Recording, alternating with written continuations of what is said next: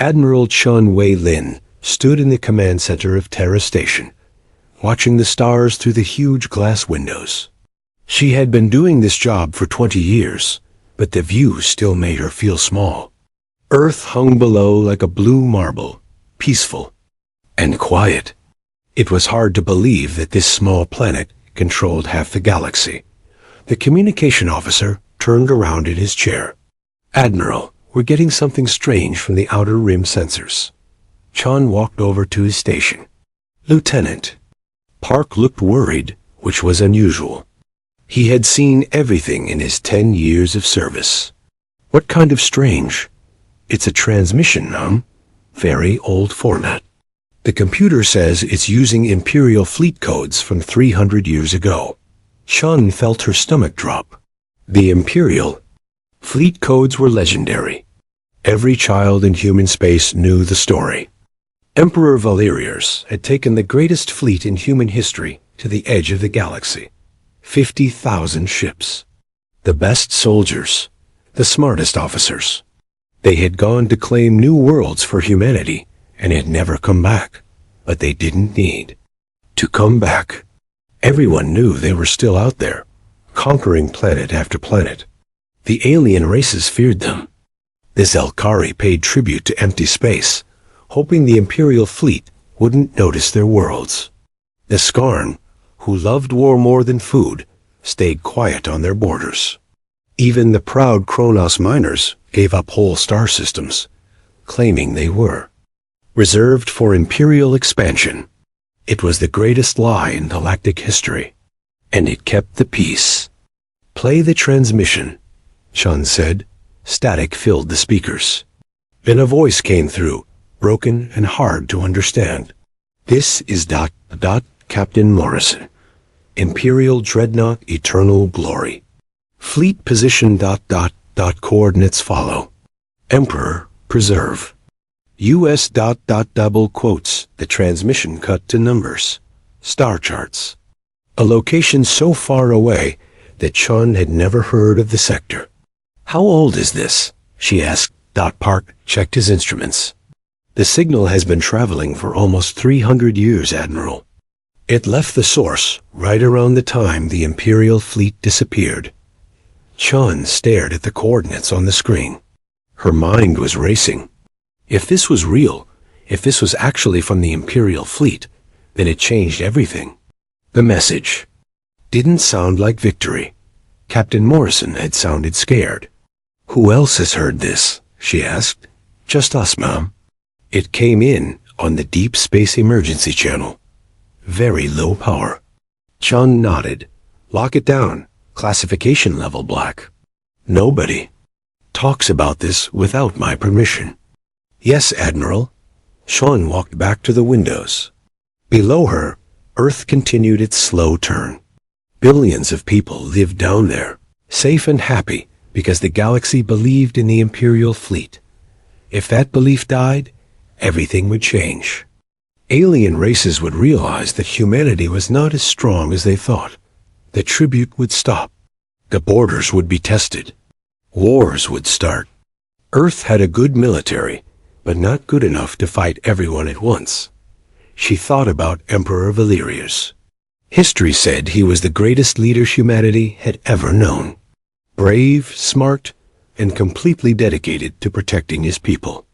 The stories said he had taken the fleet to the edge of space to build an empire that would last forever. But what if the stories were wrong? Chun's personal communicator buzzed.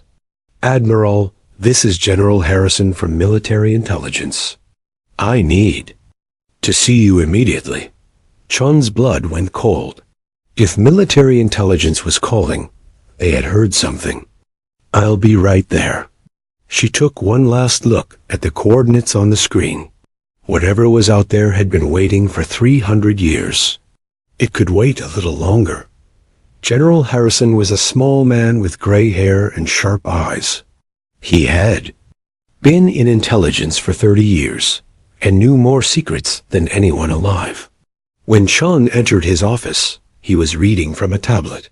"Sit down, Admiral," he said without looking up. "We have a problem. The transmission among other things. Harrison set down the tablet.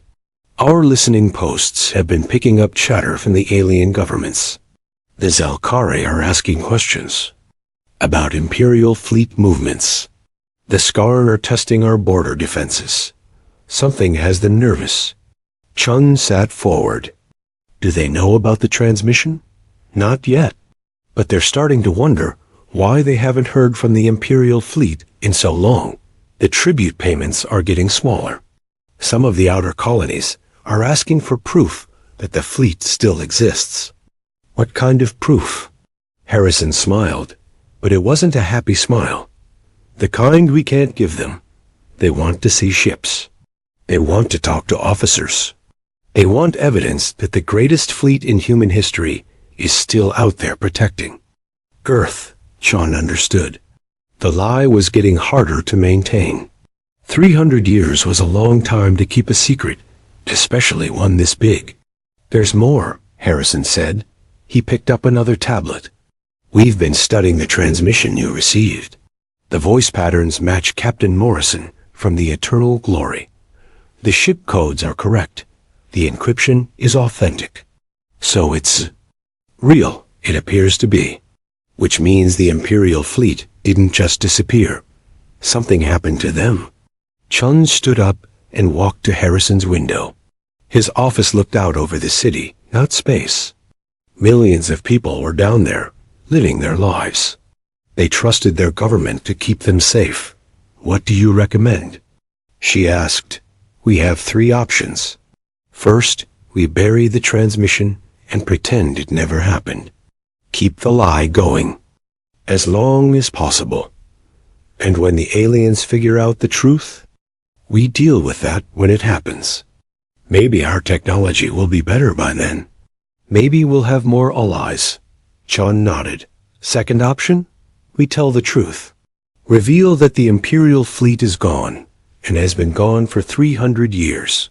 Unite the human colonies and prepare for war. That would be a disaster. Probably. But at least we'd be ready for it. Harrison paused. The third option is the most dangerous. Tell me. We investigate. We send a ship to those coordinates and find out what really happened to the Imperial fleet. Maybe we can find evidence that they succeeded. Maybe we can find survivors. Maybe we can find something that helps us maintain the lie. Chun turned around. Or maybe we find something that makes everything worse. That's the risk. Chun thought about the transmission again. Captain Morrison had sounded desperate. Whatever had happened to the Imperial fleet, it wasn't good. But if they could find proof that the fleet had accomplished something, anything, it might be enough. If we send a ship, it has to be secret, she said. Small crew. People we trust completely. I agree. And it has to be someone with the authority to make decisions. If they find something that changes everything, we need someone there who can handle it. Chun realized what he was suggesting. You want me to go? I want someone I trust to go. Someone who understands what's at stake. Chun looked out the window again. Earth looked so peaceful from up here. It was easy to forget that peace was built on a lie. How long would it take to get there? 6 months, if we use the fastest ship we have. Another 6 months back. A year away from Earth. A year where anything could happen. Harrison nodded. But if we find the truth, it might be worth it. Chun made her decision. The Imperial fleet had gone into the unknown to protect humanity. Now it was her turn. Set it up, she said. I'll need a good crew and the best ship you can give me. Already working on it. As Chun left Harrison's office, she wondered what Emperor Valerius would think of what they were about to do. The greatest lie in human history was about to be tested. She just hoped they were ready for whatever truth they found. The research vessel, Pandora's Gift, was not the biggest ship in the fleet, but it was fast and quiet. Chun had handpicked the crew herself. 12 people she trusted with her life and the future of humanity. Commander Sarah Torres was her second in command. She had served with Chun for 8 years and never asked questions she didn't need answers to. Dr. James Wright was their science officer, a man who could solve problems others couldn't even understand.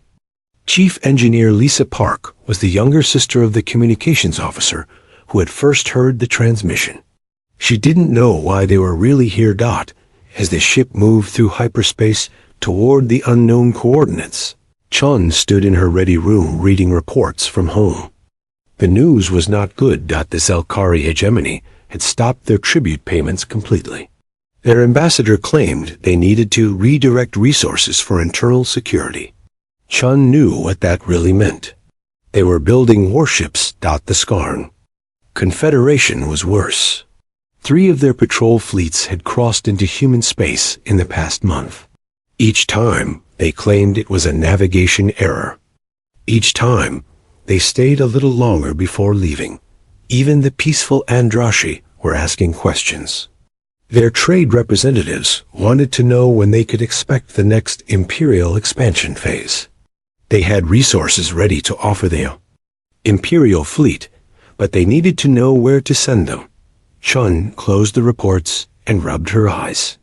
The lie was falling apart faster than anyone had expected. Every day they spent traveling to the coordinates was another day the galaxy moved closer to war. Commander Torres knocked on her door. "Admiral, you should see this." Chun followed Torres to the bridge. Dr. Wright was at the science station, looking excited and worried at the same time. "We're picking up debris," Wright said. "Lots of it. The computer is having trouble identifying all the different types." The main screen showed a field of scattered objects floating in space. Some were clearly metal fragments. Others looked like they might have been ship parts once. All of it was old, very old. "How old?" Chun asked. 300 years, give or take. The radiation signatures match what we'd expect from weapons of that era. Chun felt her heart racing. This was the first real evidence they had found. "Can you identify what kinds of ships?" Wright worked at his console for several minutes. "Some of it is definitely human. I'm seeing fragments that match Imperial fleet. Construction patterns. But there's other stuff too. Alien materials I don't recognize." "The Imperial fleet fought someone," Torres said quietly. Chun nodded. That much was becoming clear. But fought who? And why was there no record of it? "Take us deeper into the debris field," Chun ordered. "But carefully. I want to know what happened here." As the Pandora's gift moved through the wreckage, the pieces of the puzzle began to come together. The debris was scattered across several star systems. Whatever battle had happened here, it had been huge. Wright found more evidence. Energy weapons signatures that didn't match any known technology. Hull materials that seemed almost impossible to damage. Most disturbing of all, entire sections of space that seemed somehow wrong, as if reality itself had been bent. "Admiral," Wright said during their 3rd day in the debris field, "I don't think the Imperial fleet won this battle." Chun had been thinking the same thing. The amount of human wreckage was staggering.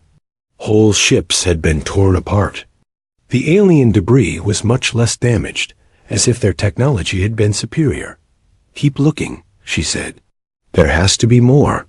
While her crew searched the debris fields, Chun thought about what was happening back home. The galaxy believed that the Imperial fleet was out here somewhere, conquering new worlds and expanding human power. Trade routes stayed open because alien merchants feared Imperial patrols. Border wars ended when one side claimed that they had received Imperial support. Even criminal organizations stayed small, afraid that the fleet might notice them. It was all built on the belief that humanity was stronger than it really was. That belief kept the peace, but it also kept humanity from growing. Why build a bigger military when the Imperial fleet was already out there? Why form new alliances when humanity was already the dominant power? Chun realized that the lie had made humanity weak. They had become dependent on a myth instead of building real strength. On the fourth day, they found something that changed everything. "Admiral," Torres called from the bridge. "We've got a signal. Very faint, but it's definitely artificial." Chun hurried to the bridge. The signal was coming from a small object drifting at the edge of the debris field.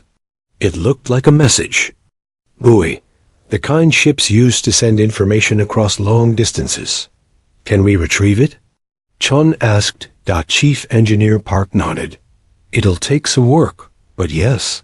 The thing is old and damaged, but the core seems intact.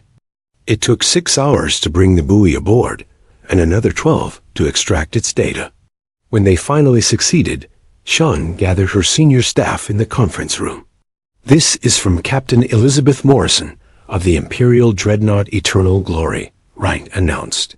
"The same officer who sent the transmission we received. The recording was damaged, but enough survived to tell the story." Captain Morrison appeared on the screen, her face streaked with blood and smoke visible behind her. "Personal log, Captain. Morrison, Day 14 of the engagement. The fleet is scattered across 7 systems. We've lost contact with the Emperor's flagship. 60% of our ships are gone or disabled." The recording skipped, then continued. "The enemy isn't like anything we expected. Their technology is centuries ahead of ours. Maybe thousands of years. They don't seem to want our territory. They're testing us, seeing what we're capable of." Another skip. Morrison looked exhausted. Admiral Chun was right to worry about the outer rim. "These beings, these architects as they call themselves, they've been watching us for a long time. They decided we needed to be evaluated." Chun felt cold. Admiral Chun. That was her great-grandmother, one of the fleet's senior commanders. The recording continued. "The test is almost over. Most of the fleet is gone, but the Emperor has a plan. He's going to make sure Earth is protected, even if we can't come home." The recording ended there. The conference room was silent for a long moment. "Architects," Torres said finally. "That's what she called them."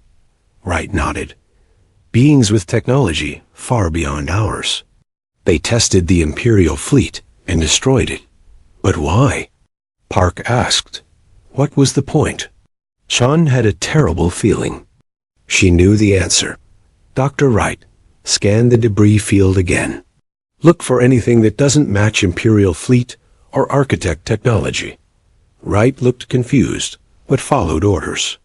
An hour later, he came back with the results. "Admiral, you were right. There's a third type of debris out here. The computer can't identify it, but it's definitely artificial. Very advanced, but different from the architect technology." "How different?" "It looks like it was designed to fight the architects. And from the damage patterns, it actually succeeded in some cases." Chun understood now. The architects hadn't just tested humanity. They had tested everyone, and most species had failed. "The Imperial fleet wasn't the first," she said. "The architects have been doing this for a long time, testing species to see if they're worthy of something." "Worthy of what?" Torres asked. Chun didn't answer because she didn't know. But she was starting to understand why Emperor Valerius had never brought his fleet home. It wasn't because they were conquering the galaxy. It was because they couldn't. The fleet had found something too big for humanity to face alone. Something that required a different kind of strength. As the Pandora's gift continued deeper into the debris field, Chun began to see the Emperor's real plan. He hadn't sent his fleet to conquer. He had sent them to buy time. The lie about the Imperial fleet wasn't just keeping the peace. It was keeping humanity alive long enough to become something more. But time was running out. The aliens were getting suspicious. The tribute was stopping. Wars were starting, and somewhere out in the dark, the architects were still watching. Chun made a decision that would change everything. Instead of turning back, she ordered the ship to continue toward the Original coordinates. If Captain Morrison's message buoy was here, then the source of the transmission was still ahead of them. Whatever the Imperial fleet had found out there, whatever Emperor Valerius had planned, she was going to find it. The truth was worth the risk, even if it destroyed everything humanity had built on lies. The source of the transmission was a dead star system. 3 planets orbited a dying red giant, their surfaces burned black and lifeless. But the Pandora's Gift's sensors showed something impossible. Massive structures built into the planets themselves. Those aren't natural, Dr. Wright said, staring at his readings. Someone built cities inside those worlds. Cities the size of continents. Chun studied the tactical display. The structures were huge, but they were also clearly abandoned. Number. Energy readings. No communications. Just the slow decay of something that had once been magnificent. Take us to the 3rd planet, Chun ordered. The transmission came from there. As they got closer, the scale became even more incredible. The entire planet had been hollowed out and turned into a massive space station. Docking bays large enough for fleets. Manufacturing centers that could build thousands of ships at once. Living quarters for billions of beings. And scattered around it, the wreckage of the Imperial fleet. Chun recognized the designs from history books. The massive dreadnoughts that had been the pride of humanity. The smaller destroyers and cruisers. That had formed the backbone of the fleet. All of them broken, drifting in the shadow of the alien megastructure. Life signs, Torres reported suddenly. Very faint, but there's something alive in that structure. Chun felt her pulse quicken. After 300 years, could there actually be survivors? Take us in carefully, she said. I want to know what we're dealing with before we commit to anything. The docking bay they chose was large enough to hold 100 ships like theirs. As they landed, Shun noticed that the artificial gravity was still working. Emergency lighting cast long shadows across empty corridors that stretched beyond sight. Chun took a small team to explore. Torres, Wright, Chief Park, and 2 security officers. They left the rest of the crew on the ship, with strict orders to leave immediately if anything went wrong. The corridors were built for beings much larger than humans. The ceilings were 30 feet high. The doorways were broad enough for vehicles to pass through. But the architecture felt familiar somehow, as if it had been designed by minds that thought like humans did. Admiral, Wright said, checking his scanner, I'm reading atmosphere in the next section.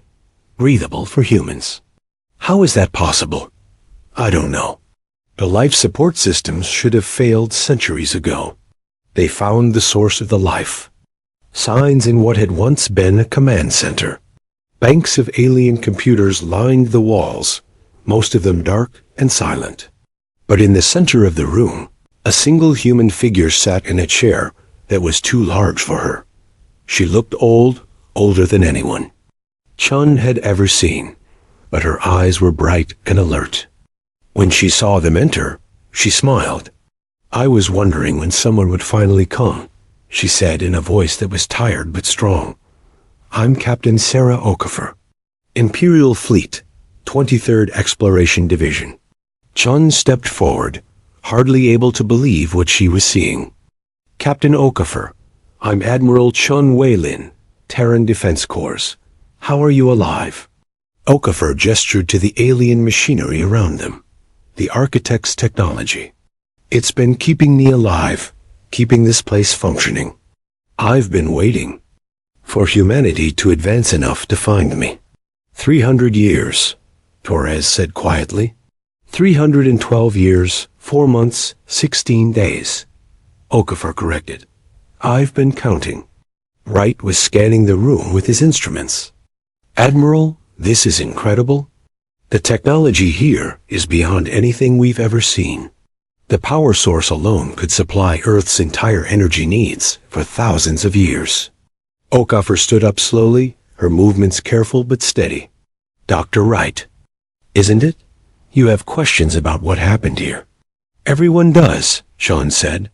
The official records say the Imperial fleet went to expand the Empire. But that's not what happened, is it? Okafor walked to one of the active computer displays.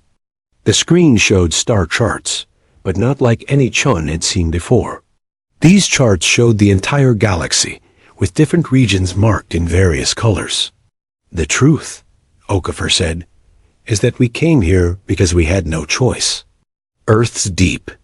Space sensors had detected something moving toward human space. Something big. The Emperor decided to meet it head-on rather than wait for it to reach our colonies. She touched the screen, and the display changed to show a timeline. We found them here, the architects, being so old that they remember when the galaxy was young. They had been traveling from star to star for millions of years, testing the species they found. Testing them how? Chon asked. Combat, mostly. They would challenge a species' greatest military force.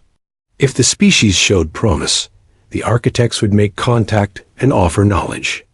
If not, Okafor gestured to the empty stations around. Them. This was a Korvac base. They failed their test 2,000 years ago. Wright looked amazed. The Korvac were a legend. We found traces of their technology across the galaxy, but we never knew what happened to them. They fought bravely, Okafor said, but they fought alone. The architects valued individual strength above all else. The Korvac were powerful, but they couldn't work together when it mattered most. Sean was beginning to understand. And humanity? Okafor smiled. We surprised them. Our technology was inferior. Our ships were weaker. Our weapons were less advanced. By every measure, we should have been destroyed in the first engagement. But we weren't? Oh, we were losing badly. The architects destroyed 60% of our fleet in the first week. But then something happened that they hadn't seen before. Okafor walked to another display, this one showing battle recordings. Chun watched as human ships, clearly outmatched, began moving in coordinated patterns. When one ship was damaged, others moved to protect it. When ammunition ran low, ships shared resources. When commanders fell, their crews continued fighting. As units, we weren't stronger than the architects, Okafor explained. But we were something they hadn't encountered before. We were united, not just within our own species, but across different types of beings. Humans, artificial intelligences, even some alien volunteers who had joined the Imperial fleet. The recording showed something that made Chun's heart swell with pride. As the battle continued, the human formations became more complex. Ships began sacrificing themselves not for victory, but to protect others. Crews worked together in ways that the architects' superior technology couldn't counter. The architects stopped the battle on day 18, Okafor continued. Their leader, an entity that called itself the Prime Constructor, came aboard the Emperor's flagship personally. What did it want? To understand us. The architects had tested thousands of species over millions of years. They had seen courage, intelligence, determination, even nobility. But they had never seen a species that could truly work together for something greater than themselves. Okafor brought up a new display, this one showing a recording of the meeting. Emperor Valerius stood in his damaged bridge, facing something that barely looked real. The architect was tall, made of what seemed like living metal, with features that shifted constantly. Chun could hear the conversation, translated by the ship's computers. Your species intrigues us, human leader. You fight not for conquest, but for protection. You sacrifice not for glory, but for others. This is unusual. Emperor Valerius, covered in blood but standing straight, replied, We fight for our families, our friends, our future. If that makes us unusual, then I'm proud of it. You have passed our test. But passing is only the beginning. We offer you knowledge, technology, the secrets of species that came before you. But there is a price. Name it. You must prove that your unity is real, that it can extend beyond your own species, that you can bring together not just humans, but all the thinking beings in this galaxy. The recording ended there. Okafor turned back to Chun. The Emperor accepted, she said. But he knew humanity wasn't ready. We were still too focused on conquest, too proud of our individual strength. So he made a different choice. He stayed here, Chun realized. He stayed to learn. The architects gave us access to their knowledge, their history, the records of every species they had tested. The Emperor spent 2 years studying it all, preparing humanity for what was coming. What was coming? Okafor's expression grew serious. The architects weren't the only ancient power in the galaxy. There were others, entities that saw younger species as threats to be eliminated rather than potential allies. The architects had been holding them back, but they were growing tired of the responsibility. Chun felt cold. They wanted humanity to take over. Not just humanity, all the species of this galaxy working together. The architects believed that if any group could unite the galaxy against what was coming, it would be us. But the Emperor never came back, Torres said. How could he unite the galaxy from here? Okafor smiled sadly. He couldn't. But he could create a legend that would buy humanity time to grow, time to learn, time to become worthy of the responsibility the architects wanted to give us. Chun understood now. The lie about the Imperial fleet wasn't just keeping the peace. It was preparing the galaxy for something much bigger. The architects left a message, Okafor continued. She activated one more display, this one showing a star chart with a countdown. They will return in 700 years to see what we have accomplished. If we have united the galaxy, if we have proven worthy of their legacy, they will. The journey back to human space took 6 months, but Chun felt like she was carrying the weight of centuries. Captain Okafor had chosen to come with them, finally leaving the architect station after 300 years of waiting. The data they carried contained the sum of knowledge from dozens of advanced civilizations, but it also contained a deadline that made Chun wake up in cold sweats. 700 years to unite a galaxy that had been divided by fear and mistrust for millennia. When they reached the edge of human space, the first message waiting for them made Chun's heart sink. Commander Torres read it aloud on the bridge. Zelkari fleet movements detected in Sector 7. Skarn raiders hit 3 colonies in the Outer Rim. Andrashi trade convoy refused passage through Kronos space, citing security concerns. Request immediate Imperial fleet intervention.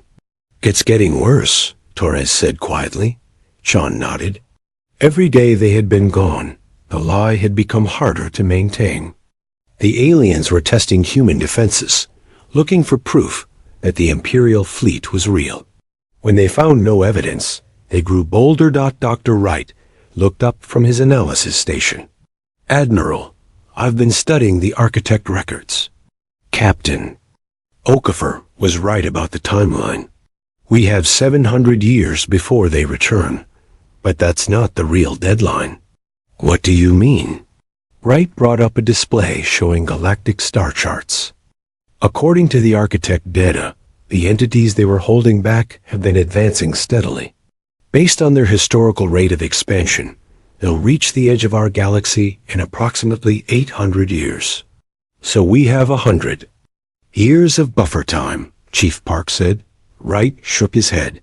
No, the architects estimated it would take at least 50 years to unite the galaxy once we decided to try. And that assumes everything goes perfectly. Chun did the math in her head. They had 700 years to prepare, but they needed 50 years to execute the plan. That meant they had to make the decision soon, very soon.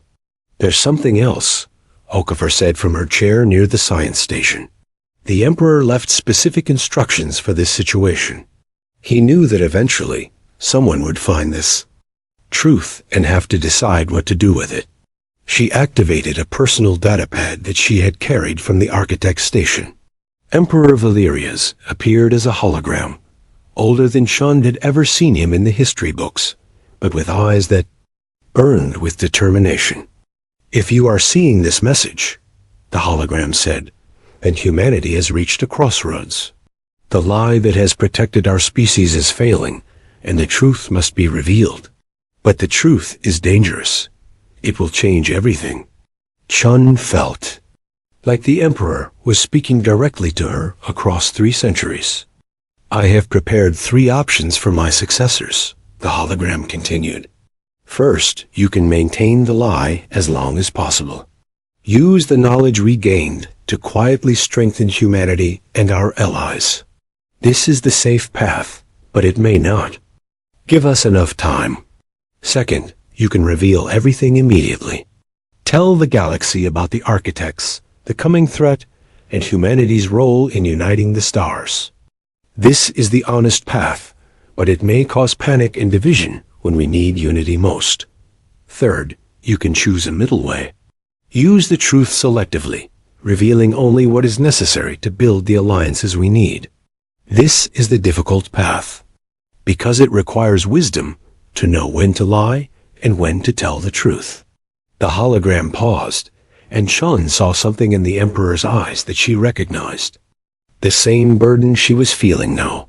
"I cannot make this choice for you," Emperor Valerius continued. "The future belongs to those who live in it. But I can offer you this advice. Humanity's greatest strength has never been our technology or our weapons. It has been our ability to inspire others to be better than they thought possible." The message ended, leaving Shun's crew in silence. "What do you think he meant by the middle way?" Torres asked. Captain Okafor answered. "He meant that sometimes the truth people need to hear isn't the same as the facts. The galaxy needs to unite, but they need a reason to do it that makes sense to them." Chun was beginning to understand. They couldn't tell everyone about the architects immediately. The alien species would never believe such an incredible story coming from humans, especially when it painted humanity as chosen leaders. But they couldn't maintain the old lie either, because it was already failing. They needed a new story, one that was true enough to be believable and inspiring enough to bring the galaxy together. "Dr. Wright," Chun said, "how much of the architect technology can we demonstrate?" Wright consulted his datapad. "Quite a bit, actually." Captain Okafor brought samples of their materials, energy storage systems, even some basic manufacturing techniques. Nothing that would give us overwhelming military superiority, but enough to prove we've made contact with advanced beings. And the historical records? Proof that other species failed the architect tests? Extensive records. We could show the fate of the Korvac, the Melari, the Vantak Empire. Dozens of civilizations that fell because they couldn't work together. Chun walked to the main view screen, where Earth hung like a blue jewel against the stars. Somewhere down there, billions of people were living their lives, trusting their leaders to keep them safe. In a few months, she would have to make a decision that would determine whether those people had a future. "I want options," she said to her crew. Full analysis of what happens if we choose each path. Political consequences, military implications, social effects, everything. For the next week, as the Pandora's gift traveled toward Earth, Chun's team worked around the clock. The results were sobering. Maintaining the lie was impossible. The alien species were already too suspicious, and their military buildup would eventually reach a point where they could challenge humanity directly. Within 50 years, there would be wars that humanity couldn't win. Revealing everything immediately was almost as bad. The alien species would see the story as human propaganda designed to make them accept human leadership. Some might believe it, but others would see it as an elaborate trick. The galaxy would split into factions, and the unity the architects wanted would be impossible, But the middle way offered hope. If they could present evidence of the threat without claiming special status for humanity, if they could make it seem like humanity had stumbled onto information that everyone needed to know, they might be able to build real alliances. We tell them the Imperial fleet found something, Torres suggested during one of their planning sessions. Not that we're chosen leaders, but that we discovered a common threat. We show them the architect records about other civilizations. Let them draw their own conclusions about what it means. And if they don't believe us? Chief Park asked. Captain Okafor spoke up. Then we show them the technology. The architects left us enough proof to convince anyone who looks at it objectively. Wright nodded. We could establish research stations in neutral space. Invite scientists from every species to study the evidence together. Make it a collaborative effort instead of a human announcement. Chun liked the idea, but she saw problems. That approach takes time. Years, maybe decades, to convince everyone. Do we have that long? The answer came in the form of another message from home. General Harrison's face appeared on the screen, and he looked tired and worried. Admiral Chun, the situation here is deteriorating rapidly. The Zelkari have formed an alliance with the Skarn. They're calling it a mutual defense pact, but our intelligence suggests they're planning coordinated strikes against human colonies. Chun's blood went cold. The two most militaristic species in the galaxy working together. If they attacked human space while it was divided and unprepared, the results would be catastrophic. There's more, Harrison continued. The Andrashi are demanding proof of Imperial fleet existence within the next 6 months, or they're withdrawing from all human trade agreements. The Kronos Collective is talking about reclaiming territory held under false pretenses. Even some human colonies are starting to ask questions. The message ended with a request for Chun to return immediately for emergency consultations. Chun gathered her senior staff in the conference room one last time before they reached Earth. We're out of time, she said. The galaxy is moving toward war, whether we're ready or not. We have to make our choice now. What do you recommend? Torres asked. Chun had spent sleepless nights thinking about it. We tell a new truth. Not the whole truth, but a true story that serves the same purpose as the old lie. She activated the conference room's main display and brought up her plan. We announced that the Imperial fleet completed its mission and discovered a threat to who? The entire galaxy. We present evidence of the civilizations that have fallen, but we don't mention the architects as living beings. We make it seem like we found ancient ruins and warning messages. And humanity's role? Wright asked. We position ourselves as messengers, not leaders. We're the ones who found the information, but we need everyone's help to understand it and prepare for it. We invite the other species to join us in building defenses, not to follow us. Captain Okafor nodded slowly. It could work. It gives everyone a reason to cooperate without making them feel subordinate to humanity. But it's still a lie, Chief. Park pointed out. Just a different one. Chun looked around the room at her crew. These people had risked everything to find the truth, and now she was asking them to hell. The emergency session of the Galactic Council took place on Harmony Station, a neutral platform built at the intersection of 5 major trade routes. Chun had never seen so many different species in one place. Zelkari with their crystal armor, Skarn warriors covered in ritual scars, peaceful Andrashi floating in their environmental suits, and dozens of others she barely recognized. She stood at the central podium, looking out at representatives who had been ready to go to war with each other just weeks ago. Now they sat in tense silence, waiting to hear what humanity had to say. Honored delegates, Chun began, I stand before you today not as a human leader, but as a messenger. What I am about to share with you will change how we all see our place in the galaxy. She activated the holographic display system. The first Image showed the debris field where they had found the Imperial fleet.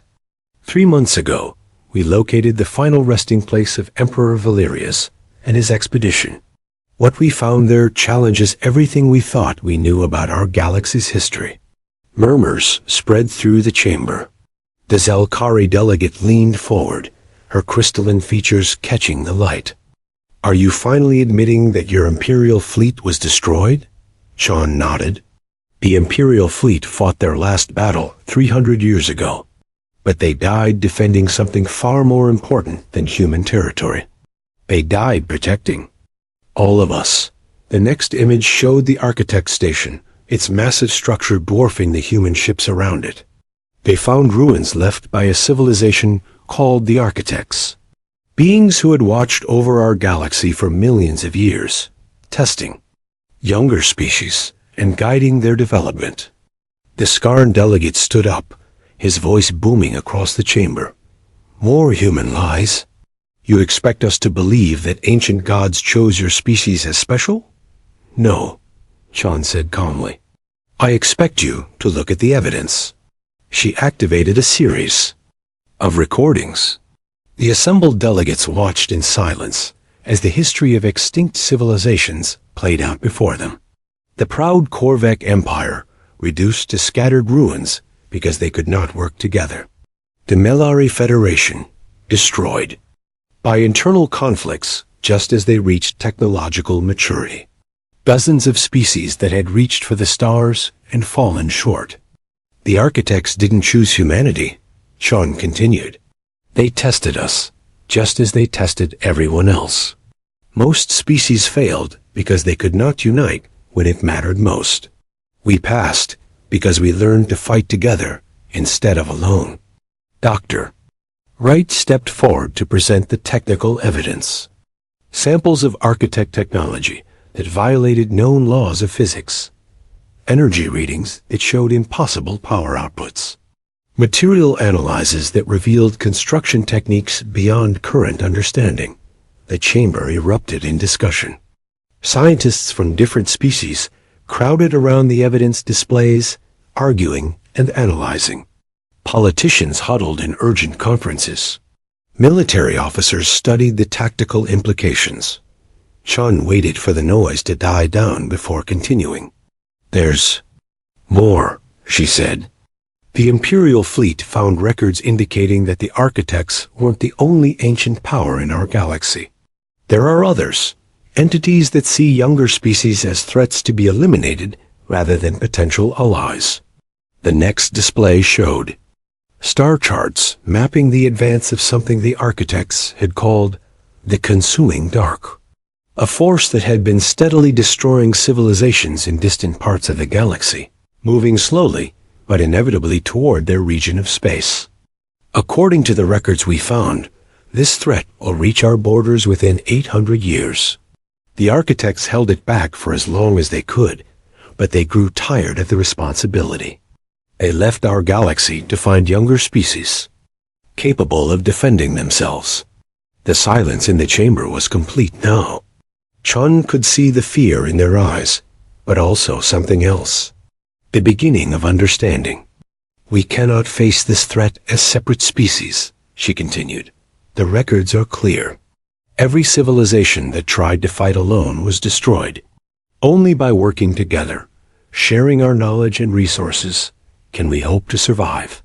The Andrashi delegate spoke first, her voice carrying the musical tones of her species. "You ask us to trust you based on ruins and ancient warnings. How do we know this isn't another human deception?" Chun had expected this question. "Because we're not asking you to follow us. We're asking you to join us." She activated the final part of her presentation. It showed plans for something that had never existed before. A truly integrated galactic fleet. Ships designed using the best technology from every species. Crews drawn from all the major civilizations. Command structures that rotated between different species based on expertise rather than politics. "We propose the creation of the Galactic Defense Initiative," Sean announced. "Not under human leadership, but under shared leadership. Every species contributes according to their strengths. Everyone has a voice in the decisions that affect us all. The Zelkari delegate's crystal features seemed to brighten. You would share command with former enemies? We would share command with former strangers, Chun corrected. The human concept of enemy is what the architects found most interesting about us. We don't see permanent enemies, only temporary conflicts that can be resolved. Captain Okafor stepped forward for the four. First time. At over 300 years old, she commanded instant respect from everyone in the chamber. I was there when the Imperial fleet met the architects, she said. I heard their final message to our galaxy. They said that if we could prove we had learned to work together, they would return to help us face what's coming. But if we remained divided, we would face the darkness alone. She looked around the chamber, meeting the eyes of delegates from species that had been enemies for generations. The choice is ours. We can continue the old patterns of conflict and distrust, or we can become something new, something worthy of survival. The debate that followed lasted for 3 days. Species that had barely spoken to each other in decades argued, negotiated, and slowly began to find common ground. The breakthrough came when the Skarn delegate, known for his species warrior culture, made an unexpected statement. The Skarn understand strength, he said. But true strength is not about conquering others. It is about protecting what matters. If this threat is real, then what matters is the survival of all thinking beings. One by one, the other delegates began to agree, not because they trusted humanity, but because the evidence was overwhelming and the alternative was extinction. A final vote was unanimous. The Galactic Defense Initiative would be established within 1 year with headquarters rotating between different species home systems.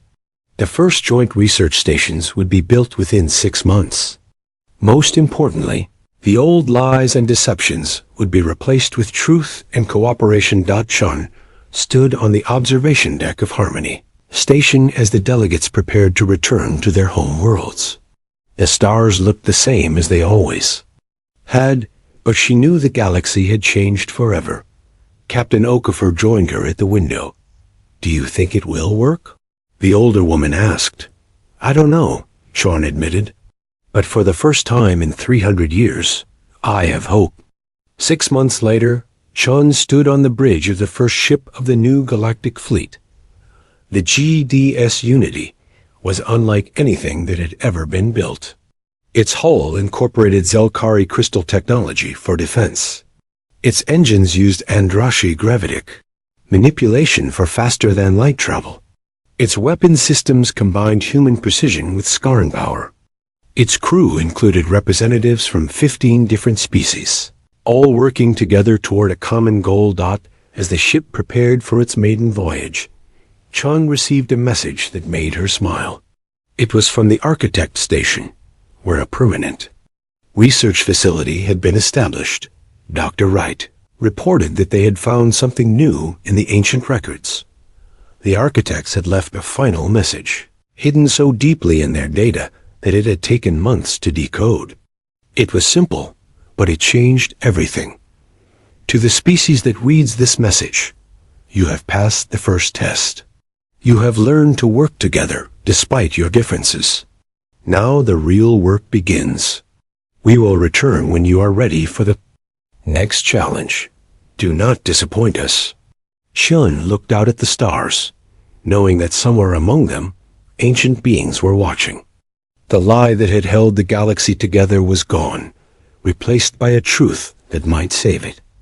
The Imperial fleet had never reached its destination, because its real destination had been the future. A future where the galaxy stood united against the darkness, not because they were forced to, but because they chose to.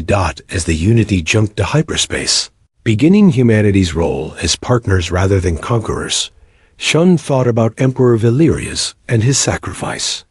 He had given up his empire to give the galaxy something more valuable, a chance. Now it was up to all of them to prove they were worthy of it. The stars were vast and dangerous, full of threats that could destroy entire civilizations. But for the first time in the galaxy's history, they would not face those threats alone. The new fleet was ready. The galaxy was united. And somewhere in the darkness between the stars, the architects were watching with approval. The real journey was just beginning.